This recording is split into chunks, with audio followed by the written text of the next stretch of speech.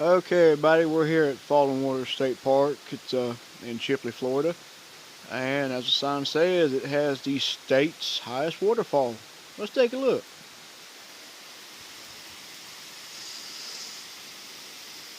Uh, that's actually a pretty good amount of water this time of year.